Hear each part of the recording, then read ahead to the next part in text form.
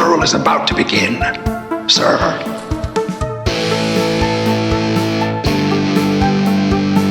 I think we just picked up Dracula. It's got a death curse.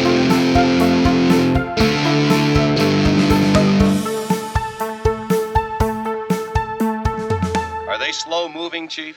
Yeah, they're dead. They're all messed up.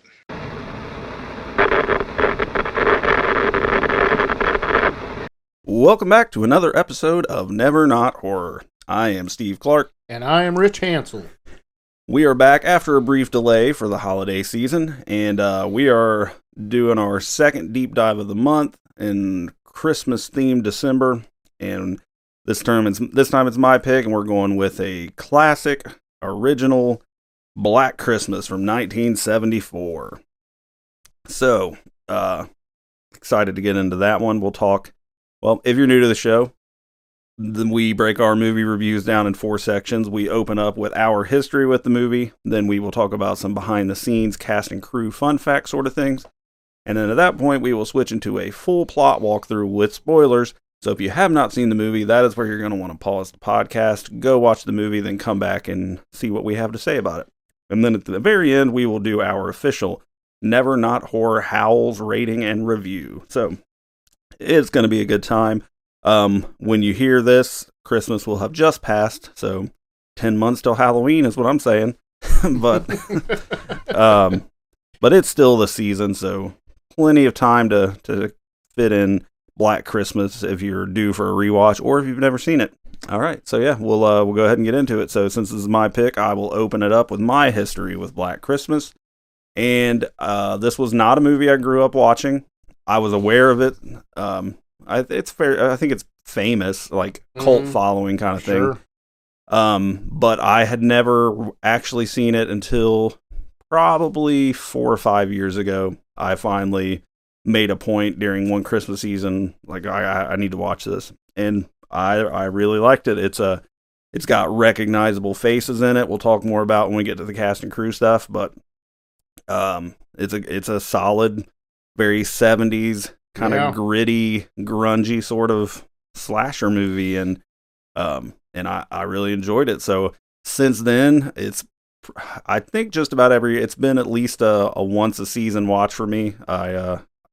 I'm definitely going to turn on Black Christmas at some point during the Christmas season every year. So, and I've watched it a couple times prepping for our review here. So, I like this movie quite a bit, but yeah, it's just one of those that I didn't grow up watching, so I don't have a ton of history with it, but in the short time that I do, I'm a fan. So yeah, so that's about it. What do you got, Rich? Mine, I saw it very young, 12, 13 years old probably, and I didn't care for it when I was young. It was, I don't know why. I was more into the black and white horror, I think, when I was a kid, and other than, of course, Texas Chainsaw Massacre. And I think there's some slow parts in it and it was a lot of dialogue and things going on like that, and it just didn't resonate with me until probably in the mid 90s when I got into my mid 20s and I started watching it again, and now like you, I watch it every season. I absolutely love it. It's creepy. It's just very, very well made movie in my opinion. I agree. And I also agree. I don't think I would have liked it much as a kid either. I think to your point, I mean, it is a pretty dialogue heavy movie. Yeah. And I think probably the thing that jumps out to me the most is that, and this is maybe a mild spoiler, is you never really see the killer in this movie. Don't. So, and I think that's important for a kid like Michael Myers and Jason Voorhees. Like, you see that monster killer guy, and this is more of a psychological thing, like thriller, tension building kind of thing. So that definitely works better as an adult than it would as a kid. So it's probably for the best that I didn't watch it as a kid, because I may not have given it as fair of a shot later. Yeah, absolutely. All right, good deal. Well, on that note, let's talk a little bit about the cast and crew, behind the scenes kind of stuff. So we'll get into it.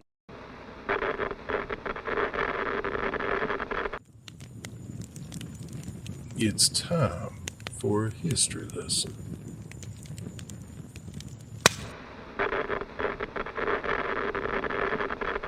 All right, Black Christmas was released in 1974, produced and directed by Bob Clark. Now, if you're sitting there saying to yourself, man, that name sounds familiar when I think of Christmas movies, but I don't feel like I've seen Black Christmas. Well, that is because he also directed A Christmas Story. Yeah, Ralphie, you'll shoot your eye out. Right. One of my, if not my all-time favorite Mine Christmas too, movie. yeah. It's in the top two. Between that and Christmas Vacation are my 1 and 2 Same here. favorite I Christmas love 'em. movies. But I love that. I watched it all the time growing up as a kid, and so yeah, this is like the flip of the history with the movie. I watch Christmas Story all the time, like even when Yeah. it wasn't Christmas time, I'll Right. watch that movie. Yeah, I love it. And then to find out that the same guy made Black Christmas, it's like wow. I love that. I love that he has two of the most legendary Christmas movies in completely different genres Right. under his belt. So yeah, produced and directed by Bob Clark. It stars, and it's got some names here, or at least ones of people that I knew, but our final girl, as it were, is Olivia Hussey, who I checked into her a little bit. I knew her very well from the 1990 It miniseries. She played Bill Denbrough, the stuttering Bill, as an adult. She played his wife in that miniseries. So when I watched this for the first time 5 years ago, I was like, hey, that's Bill's wife. But upon research, I have discovered that she is most famous for playing Juliet in a Romeo and Juliet adaptation from the 70s. Oh, really? When she was like 16 years old. Or maybe it was late 60s. But she was like 16, and apparently, I'm not into Shakespeare, but apparently it's like the film adaptation. Like most people consider that the best adaptation of Romeo and Juliet as a movie, and she played Juliet. So you got Olivia Hussey. Keir Dalia, I don't know if I'm saying that right, but he plays Peter, her boyfriend. Margot Kidder is Barb. Margot Kidder is a very famous in the horror scene. She played the mom in Amityville Horror. She played in the Superman movies with Christopher Reeve. My favorite superhero movie of all time. Andrea Martin plays Phil, who is a girl Phyllis, I would assume. Yeah. She's one of the housemates. And then John Saxon as Lieutenant Ken Fuller, who he makes a hell of a cop. He played Nancy's dad in Nightmare on Elm Street. He's had a shit ton of movie credits. He's been in a lot of stuff. So he's one of those just working man's actors. Yeah. Like he's in all kinds of shit. He's never really been the star of anything. He's just an outstanding supporting actor. Yes. But so those are the big hitters there as far as actors go. Some noteworthy things here that I wrote down. So this movie had a television debut under a different title called Stranger in the House. I didn't know that. Yep. And the television debut was delayed due to a real-world killing in a sorority house in Florida. Oh, no. Florida State University. Wow. Because it was scheduled to air on TV for the first time, and then that happened, so they asked them to delay the but Good call. Yep, one of those deals. But yeah, it was the TV version was titled Stranger in the House. There were 2 remakes of this. I have not seen either one. I've heard they are atrocious. I hear one of them is not nearly as bad as the other, but there was one in 2006. I saw that one. Okay, that one has the worst of the 2. Yeah. I took the liberty of checking that one on both on Rotten Tomatoes, and that one has a 14% on Rotten Tomatoes. And then it was remade again in 2019, and that one's a 41%. So from what I gather, that one is better. But neither one hold a candle to the original. Right. And another fun fact, because after the first remake flopped so hard, Bob Clark actually began working on a sequel. And Bob but he unfortunately died in a car crash in 2007 before he could finish it. So really, yeah, so he was actually working on it.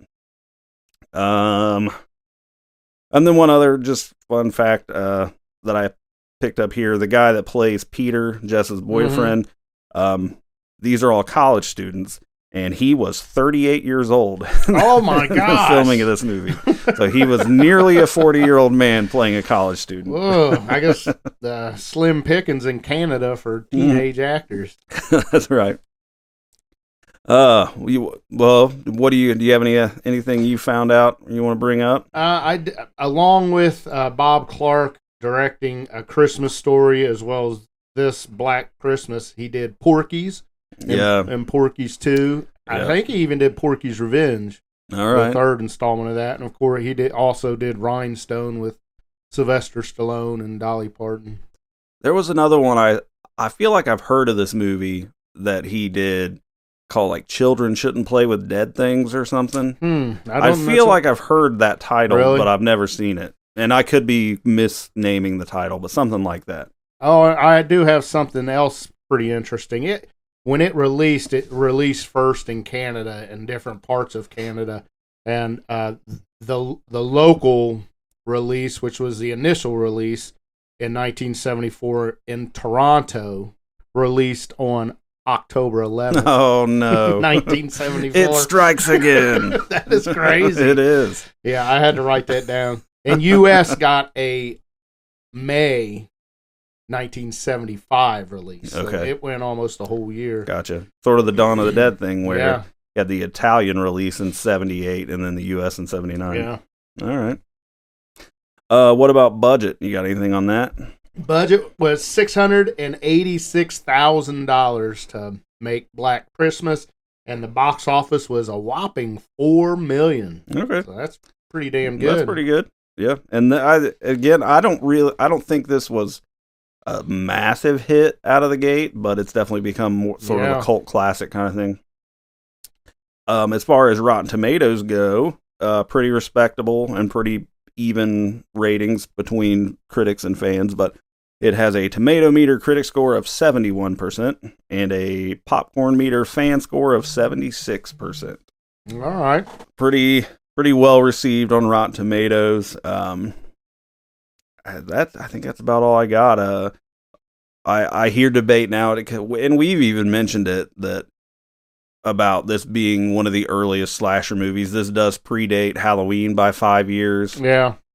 And I definitely consider this a slasher movie. Oh, yeah. It just doesn't have the face to go with it necessarily, but... And I have seen different interviews where John Carpenter was definitely influenced by this movie to make Halloween. Yeah, for sure. All right. You got anything else before we get into it? I think that's it. All right. Well, that is your warning then. If you have not seen Black Christmas, it is available. It's on Tubi. It is on Amazon Prime. So plenty of places you can check it out. It's been on TV several times. I've seen just on cable. So go check it out if you have not seen it, and then come back and we'll get into it.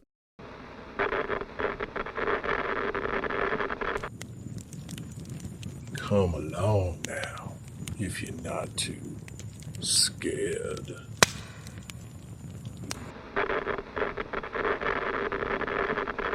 All right, so here we go. Black Christmas opens up with opening credits over a house with Christmas lights. You got some Christmas tunes playing. We see a girl go inside the house, and we're seeing this through like point of view of someone walking around outside the house, and somebody's looking in the windows, and you can see people moving around inside. Seems like a party or something. So our mystery POV person climbs the trellis outside of the house and go up to the second floor.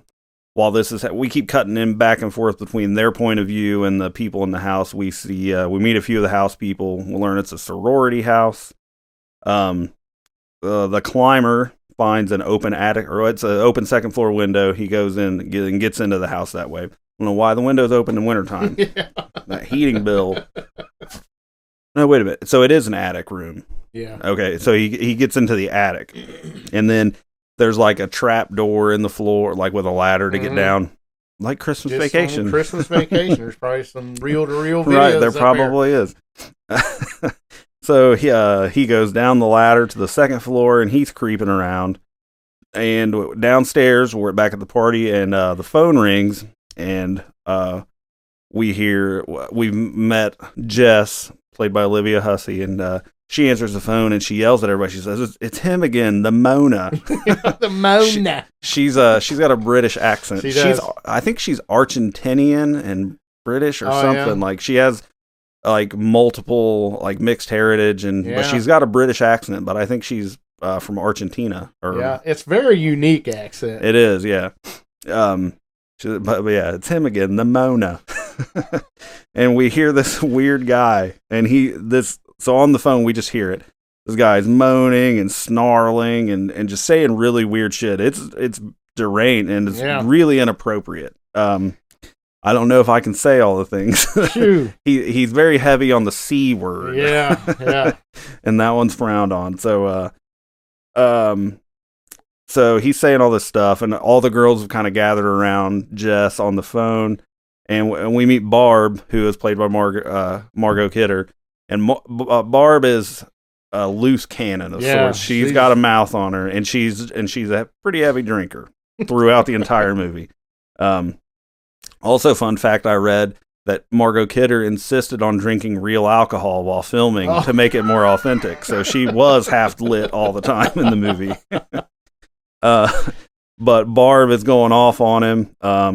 And like she's kind of antagonizing him because he's talking like inappropriate stuff about, well, this is an adult podcast, licking pussies and all that kind of stuff. Sucking wieners. Right.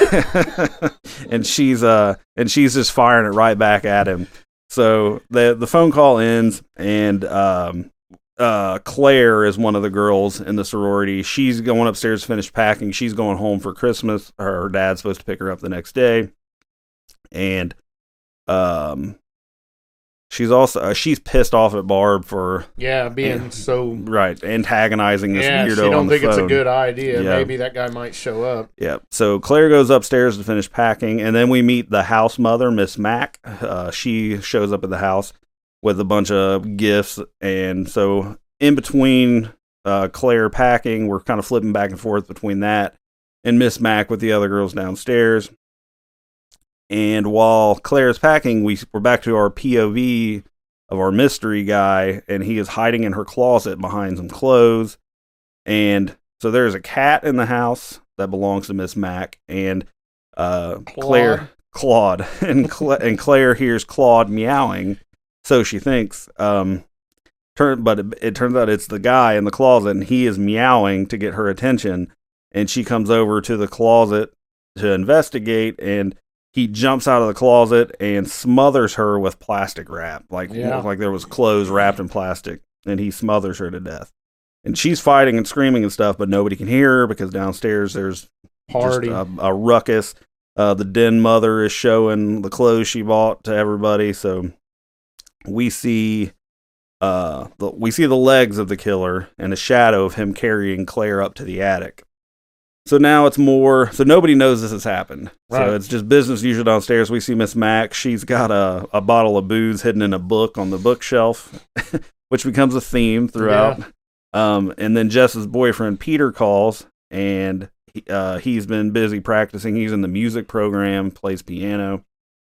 He's got this big recital audition thing coming up. But she tells him that she needs to talk to him face to face. Something they really need to talk about. So she's got plans to see him the next day, and I wrote it down here. This is the classic. He tells her, "I love you," and she says, "I know." The old "I love you" and "I know" move. A little bit later, we see Miss Mack has more booze hidden in the toilet tank. Yeah, this is awesome. She takes the top off. It's like a fishing line tied to a bottle in the tank.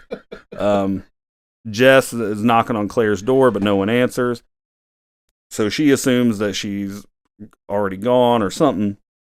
And then we see a close-up of Claire dead in the attic, sitting in a rocking chair by the window. That's a disturbing scene. It is. The plastic bag is still on her face. So, and this is a repeat image throughout the movie. This first kill and she's just sitting in the attic. In a rocking chair. In a rocking chair.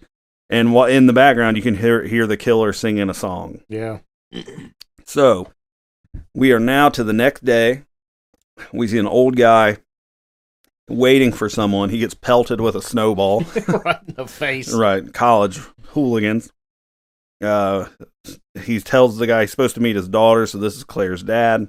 This guy that hit him with a snowball tells him how to get to the sorority house. So he goes there. He meets Miss Mack. She tells him she doesn't know where Claire is and that he might find her at the common room. Her dad doesn't. Well, this is a whole funny scene because her dad does not approve of the college humor that's all over the house.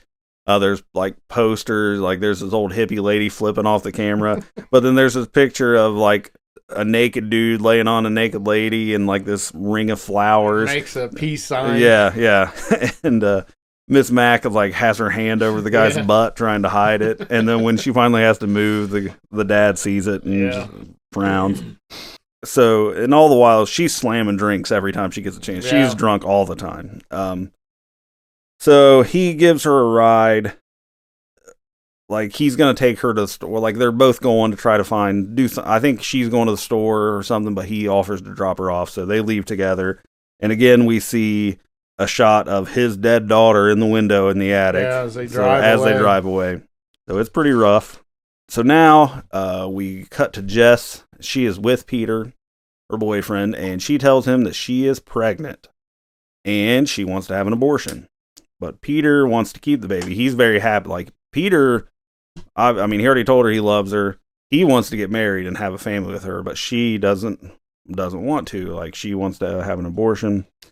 And she drops this bomb on him, like, while he's preparing for his afternoon performance. Like, that's the day. Yeah. Like, which that's kind of, I mean, I understand this is important. You need to talk, but couldn't wait till, like, this afternoon. I know it. Maybe that's selfish. I mean, I don't know. Yeah. But she drops this bomb on him and says he'll talk to her tonight. So now we are at, like, the common room area place. It's a different building, but somewhere they meet up. And Barb is giving kids drinks, alcohol drinks, while Claire's dad is on the phone. The phone rings and Jess answers to the guy again, and more stuff. He calls himself Billy on the phone, or he talks about himself in third person, kind of. Right. But we gather he is Billy, and he keeps talking about Agnes. It says, like, where did you put Agnes? Just really bizarre shit. Nothing that makes any sense. So now we're at the police station, and they are reporting Claire missing because they can't find her. She's not with her dad. Barb and Phil are there. This is the funny thing. Barb tells the cop's taking the report. He asks what the address is, and Barb tells him the address is Fellatio Drive 20880. And he does not understand, doesn't bat an eye. He just writes it down. And then so then we see Jess goes. So Claire had a boyfriend, Chris. So she goes to talk to him to see if he knows where she is. He's at hockey practice, so he's involved now, trying to find out what's going on. So Peter, with all this abortion talk on his mind, bombs his piano audition. Awful. He doesn't do well, and all these smug old guys watching him just sitting there like somebody shitting their Cheerios and. It's not good. No. Doesn't go well at all. We see Chris and Jess. They go back to the police station. And this is where we meet John Saxon, Chief Ken Fuller. As I read through this, there's lots of it jumps around a lot, and a lot of things happen. Like you just get cut away. Like Claire's dad is just stuck with drunk Barb for a while. And we see her talking to him, and she asks him if he knows that there's a certain species of turtle that can screw for 3 days straight. He is not amused by this. No, this guy is wanting his daughter. Right. Man, it's just she's a hot mess. She flies off the handle, saying everybody thinks it's her fault that this happened to Claire or whatever. We cut back to Peter, who is now alone in the audition hall, and he goes nuts and tears up the piano, like hits a mic stand and just like bashes the shit out of the piano. Did you notice throughout the movie they use that sound after that? Remember when he hits the mic stand? They use it throughout the movie. No, I after didn't. That. I'll have to pay attention to Yeah. look for that next time. I did not. So yeah, he's had a bad day. He found out he's going to be a father, but then he's also, she wants an abortion. Then he bombs his piano recital. We see Jess and Chris, which is Claire's boyfriend, gets back to the house, and they leave with Phil and Mr. Harrison, her dad. Miss Mac tells Phil that she might be gone before they get back because she's going to her sister's or something for the holidays. So everybody's got a reason not to be around. Right. Everybody's doing something. We learn we have a missing 13-year-old, and there's a search party in the park. So we get somebody is outside the sorority house now while everybody's at the search party, and we see Miss Mac packing to leave. We see a scene of Claude the cat climbing around on Claire's dead body in the attic. Mrs. Mac's taxi shows up. So I guess Miss Mac is going to take Claude with her. Yeah, Because she's trying to find the cat. She's trying to get Claude. And she hears him meowing, so she goes up to the attic. We see someone behind the opening holding it looks like a hook and pulley thing. And so when she pops up into the attic, she sees Claire's body, and so she's panicked, and she turns around, and that hook rams right into her face and just rips her up into the attic. The cab driver is at the door, knocking, yelling, trying to get somebody to come. He gives up when nobody comes, just leaves, thinks he's lost his fare. So we're in another situation where no one is going to know that she didn't just leave. Yeah. Right. Like, they all expected her to be gone. She's in the attic. They won't find her. So no one knows that Miss Mac is now Right. They're not been going to killed. put out a search party for her. Right, yeah. Everybody thinks she's just gone for the moment. And then the guy in the attic throws a fit, just wailing, knocking stuff over, just losing his shit. A little bit reminiscent of Leatherface in that one scene in Texas Chainsaw Massacre when people just keep showing up at the house. All right, back to the search party, and Jess leaves. The search party does find the little girl dead in the park. Jess gets back to the house just in time to answer the phone to Billy's next prank call, and he says stuff like, "Please stop me, filthy Billy." Just, this dude is deranged. Jess looks, which another thing we can mention now is fun fact, like, I did read in making of stuff, they used 3 different voices for Billy. Like there was a girl voice sometimes, and it was 3 different voice actors doing all that. But so just to add to the craziness of it, it's like multiple voices. But Jess is looking for Miss Mac and then calls the police about the obscene phone calls. Meanwhile, we see someone walking down the stairs, and it's Peter. So we assume that it's the back, but then it's Peter. So a little strange. The cops tell her that they are busy. They've got this dead girl in the park, but they will try to get a man on it as soon as possible. So Peter tells Jess that he is leaving the conservatory and he wants to get married and have the baby. Like, he's ready to drop everything and start a family. And she tells him that she can't marry him and she doesn't want to give up her dreams, doesn't want to marry him. Yeah. At this point, I totally 100% think it is Peter is our killer, because he's obviously got the bad attitude. He's got some rage issues. Yeah, smashing the piano with the mic stand, and then he's always there, and then he's has a motive why he would be mad at her. Yep. She wants to kill his kid. Yeah. Yeah, and that even comes up here shortly in one of the calls, too. Yes. Yeah. So, we got to the police station. Lieutenant Ken, it's Fuller, but I was putting Lieutenant Ken in my notes. He asked Sergeant Nash, who is the sort of the dopey cop from earlier that was taking the report. He asks him about the fellatio address, because he reads it and starts kind of cracking up. And he asked him about it. He says, "One of the girls was in this afternoon. She gave it to me." And John Saxon and another detective were kind of laughing, and he's like, "Something dirty, isn't it?" It was hilarious. Now we're back to Peter and Jess. Things are getting heated. Peter is really pissed. Calls her a selfish bitch, talking about killing our baby like having a wart removed. Yeah, and he actually says that. Yeah. It's not like removing a wart. Yeah. He tells her she is not going to abort the baby, and you're going to be very sorry. So again, this anger thing's bubbling over. He leaves just as Phil, Chris, and Lieutenant Ken Fuller arrive. They're going to put a tap on the phone. So they're taking the phone call stuff seriously now. Things are getting weird enough that they're like, okay.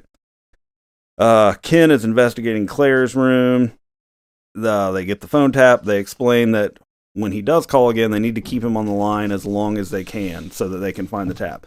Which, this is interesting just from a historical standpoint of how phone stuff worked back in the day. Like, there's this warehouse full of just buzzing lines everywhere and like dudes walking around. It's weird. Yeah. Well, the way they have to do it, like, hell of a lot easier nowadays than it used to be to trace a phone call. And then there's a police car posted up outside for protection also.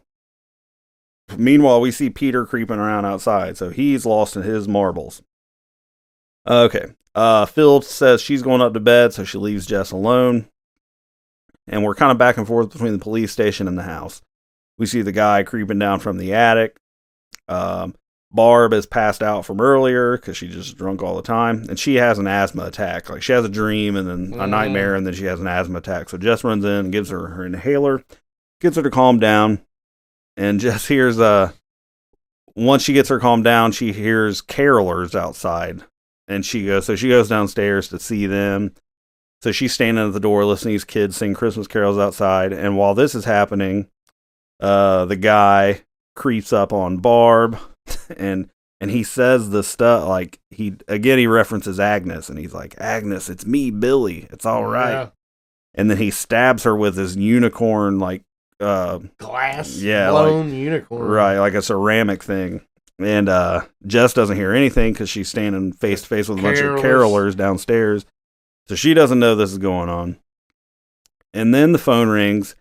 So Jess answers, and they're trying to trace it. And this is what I was talking about. You see the dude walking around like I don't even know what you call it. Like, it's a giant room. There's like all these bells going off, like the phone exchange. I don't know. Like,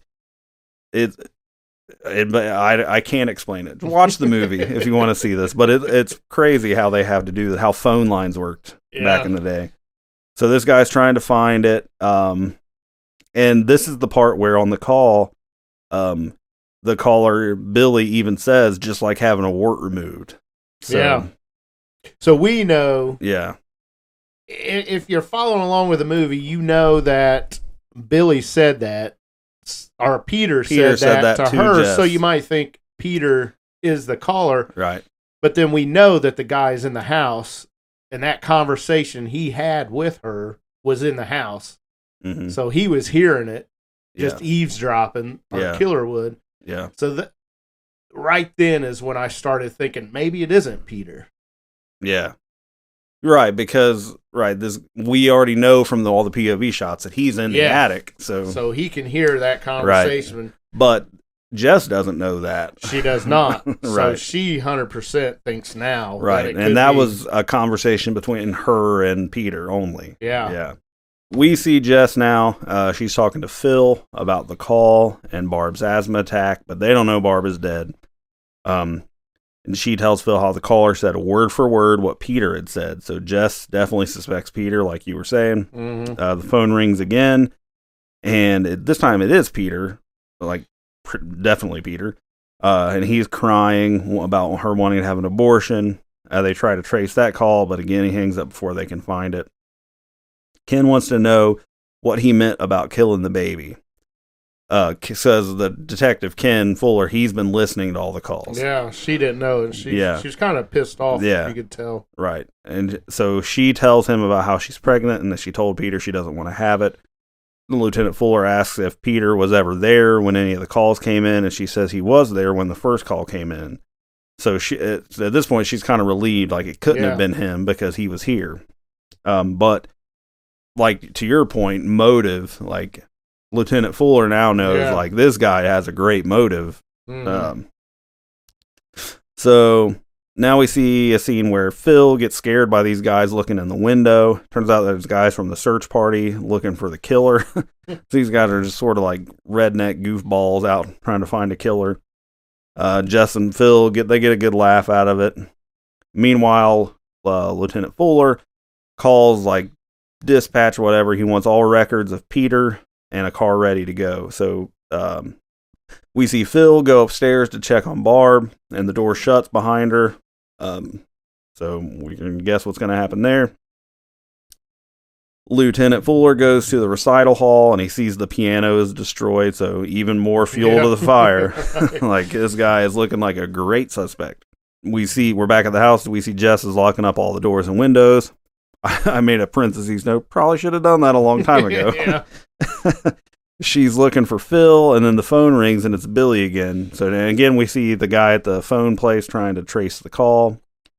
And some more stuff, like he says, Billy stuff says on the phone, like, says, you left Billy alone with Agnes. Where's the baby? So just this weird stuff. Yeah. Kind of psycho. Yeah. And also, you can say it now, like, they never explain that in this movie, what any of this means. I read that one of the two remakes does address it, and it's fucked up. like almost like Rob Zombie level Halloween backstory, like weird shit associated with the Agnes Billy thing. So maybe someday that remake roulette series I've been talking about that could come into play there. Yeah. Anyway, all right. So this time on this call, they actually are able to trace the call. Yeah. The guy he's on the line long enough. The guy at the switch house or whatever it's called finally places it. So they call Lieutenant Fuller to let him know that the calls are coming. They give the address, and he says, like, you idiot, screwed it up. That's the house their calls are being received from. And he's like, it's also the house where the calls are coming from. Yeah, and you see that the calls look in are his coming eyes from like, inside the house. Oh shit! Yeah, so he takes off running to the cruiser. And they try to call the cop that they have posted outside, and we see a slow pan of that, and his throat has been slit in the cruiser, so he is dead. So Ken calls, Lieutenant Fuller calls Officer Jennings, the on-patrol cop. Or no, wait. Jennings is the one that was on patrol outside the house. So he calls the Nash, the other cop, tells him to call the house. Yeah, and don't screw it up. He's like, he's kind of a screwball. he's like, so help me God, do not screw this up, or I'll kill you. So he tells him to call the house and tell her as delicately as possible that she needs to get out of the house. I don't think he tells him to tell her the calls are coming from inside the house. Yeah, he doesn't. She needs to leave the house immediately. Just tell her to leave the house immediately. Yeah. So back in the house, Jess is still looking for Phil. And then the phone rings, and she goes and answers it, and it's Officer Nash. And he tells her, he tries to get her to leave the house without asking any questions, but she's not having it. She says she wants to find her friends. Right, and he asks her if she's the only one in the house, and she's like, no, Phil and Barb are here. She doesn't know they're both dead. And so he tells her that she needs to go outside, and she says, okay, I'm going to go get Phil and Barb, and he tells her no. He panics. He's like, no, don't do that. The calls are coming from inside the house. Yeah. So she's obviously terrified now, so she starts screaming for Phil and Barb to answer her. Of course, they don't, because they're dead. She grabs a fire poker from the fireplace, and she goes upstairs. And then this is when she finds Phil and Barb dead together in the bed, and the creeper guy says, Agnes, it's me, Billy. So we get a little flight scene here. She slams the door and hurts him, and then she runs downstairs. The front door is locked, so she runs back, but he grabs her by the hair, and all this time we never see him. So it's shot in a way you never actually see the killer. But she gets loose. She makes it to the basement, and it locks the door, and he's screaming and beating on the door, but eventually it stops. So now Jess is in the basement, and she hears mumbling outside a basement window. She sees Shadow moving around out there looking in, and it's Peter. Yeah. He's calling in and asking if she's all right. So this is weird that he knows she's in the basement. But so she is unsure. I mean, she knows that he wasn't there with the first call, but all this stuff is happening. The timing sucks for Peter. Yeah. In a way. So he ends up kicking in the window, like the basement window, and climbs down into the basement. and Jess is hiding from him while he's looking around the basement for her. And then he finds her just as police arrive at the house. Lieutenant Fuller shows up, and they hear screaming. The police break down the basement door, and they find Jess has killed Peter in defense. I thought they was both dead for a minute. Because she's just laying there with him. Yeah. So at this point, I mean, the police totally believe that Peter is the caller and the person who killed everyone. Jess is asleep upstairs, sort of in shock and like catatonic kind of. And then, so the police are wrapping up at the sorority house. They're moving the bodies, Barb and Phil, to the coroner's office. Claire's dad kind of goes into shock, even though like they still haven't found Claire, just everything that's happened. So he can assume at this point with all these murders, something. His daughter's dead. Yeah, they haven't found her, but he believes she's dead, and he's in shock. So, and this is strange. They leave Jess alone, sleeping upstairs. Everybody's leaving, so no one's there. I even put in parentheses on my notes, I wrote, everyone leaves, parentheses, no way that happens in real life. But they think the killer's dead. Yeah, they think the killer's dead. They think Peter was definitely the killer. Yeah. And so we see a shot of the next room. There's bloodstains on the bed from where Barb and Phil were. And then the camera is kind of just panning from room to room, and we hear laughing. And then we zoom in on the attic opening, and we hear singing again. Inside the attic, we see Claire and Miss Mack's bodies, and then we zoom out from the house. You hear the phone ringing again. Where there's a cop on the porch. So I guess they weren't totally alone. There's a cop on the porch, but we hear the phone ringing again, and then it's just credits. So that's it. So it's a teaser ending of Billy is still very much alive in the attic, still making calls, and Jess is alone and defenseless, asleep downstairs. So you're kind of left to what happens to her. I think she got killed. I think he killed her because it seems like throughout the movie, every time he kills somebody, immedially he calls right after. That's a great point. So I think he might have killed. Yeah, I think the insinuation is that if he didn't already, he was going to. But that's a great point because multiple times throughout the movie, immediately he calls after killing somebody. So good call. I didn't pick that up, but I did think that ultimately he was going to kill her. But so I think you don't know, right? It's open to interpretation, but all right, so that is it. That is Black Christmas. Hell of a movie. All right, I agree. So let's we'll go ahead and switch over to our official rating and review.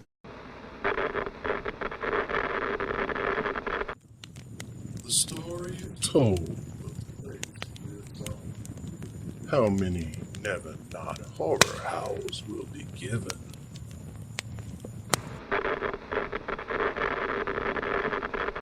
Okay, so since this is my pick, I will go first with my rating and review.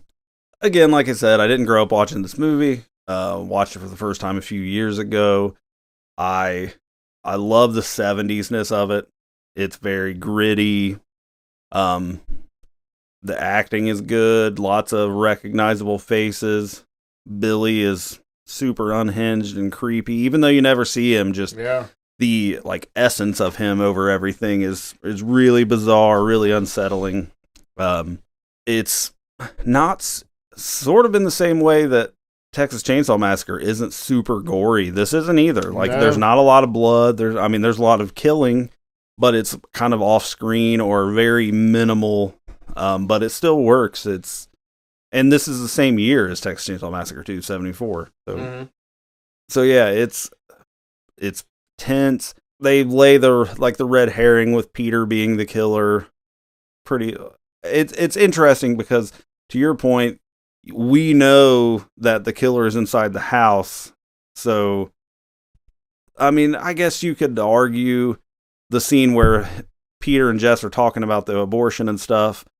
I mean, Peter was in the house then. We don't see Billy observing that conversation. Right. But, so it leaves you a little bit of room to maybe first time through the movie, you don't know. Maybe Peter is the killer, maybe not.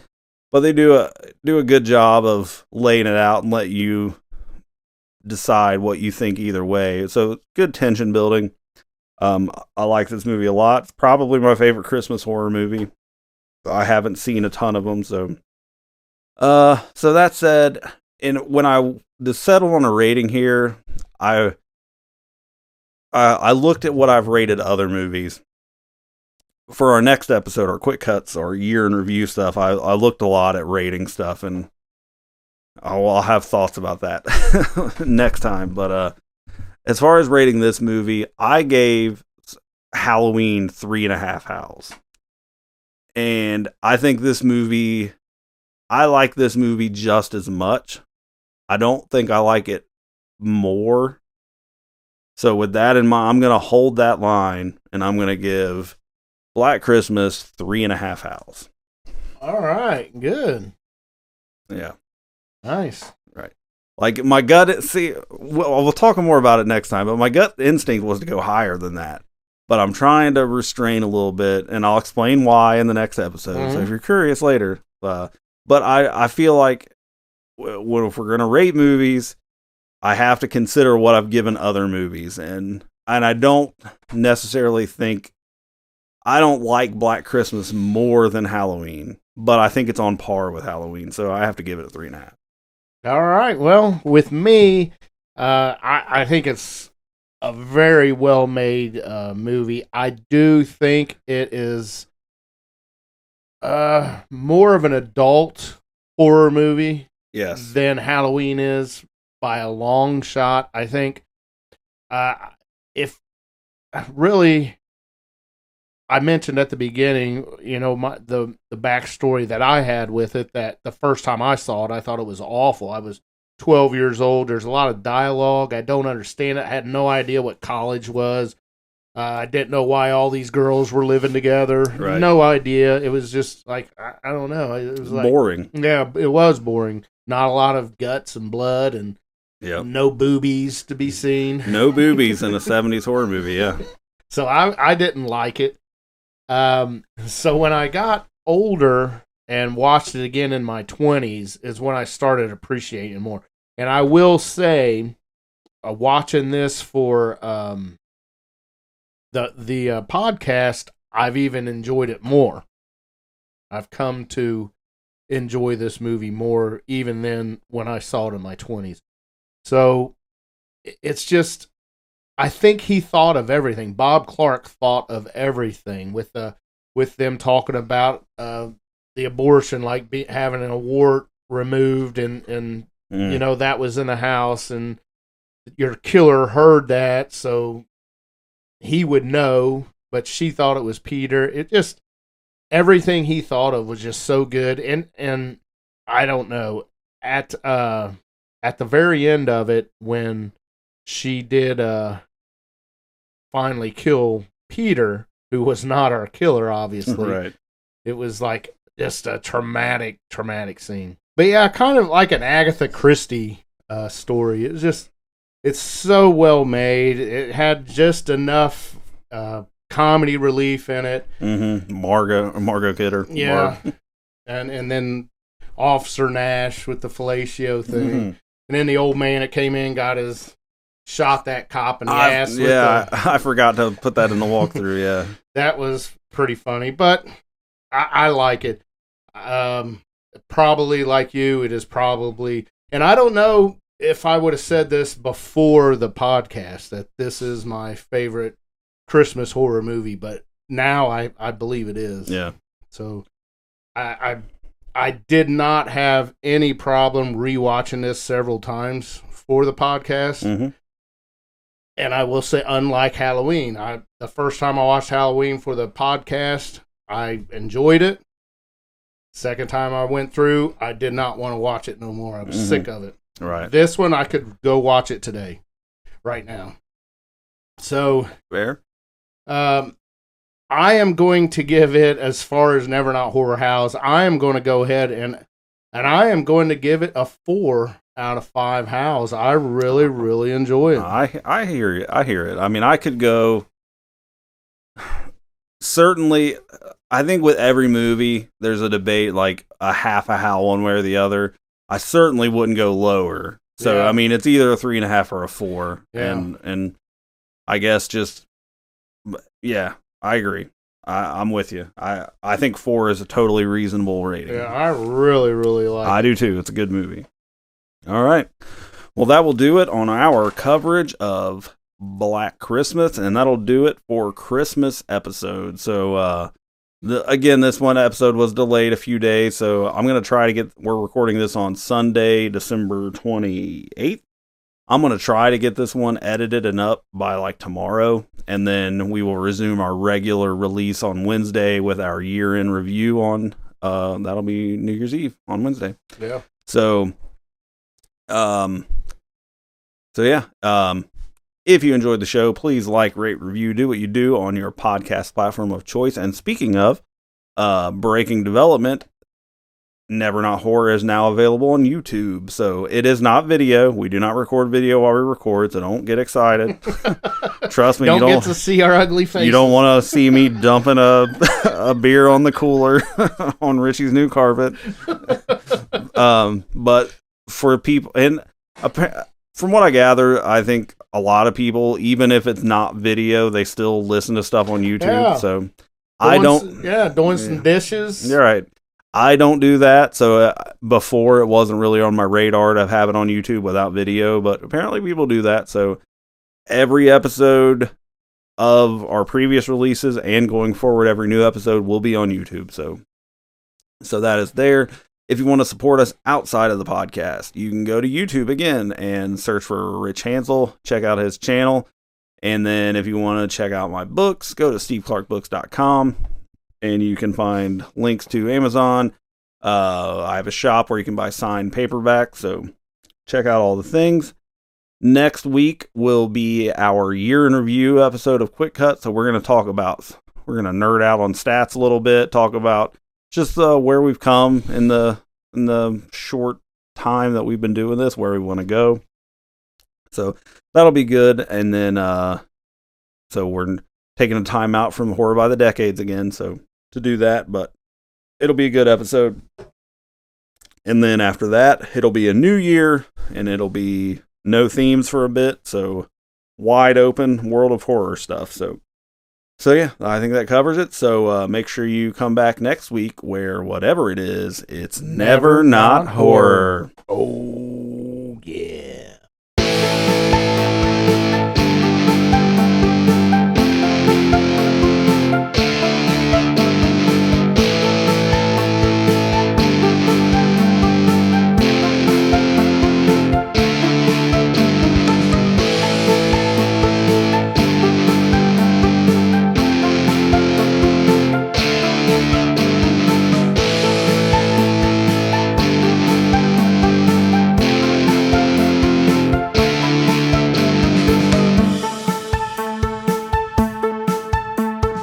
Are they slow moving, Chief? Yeah, they're dead. They're all messed up.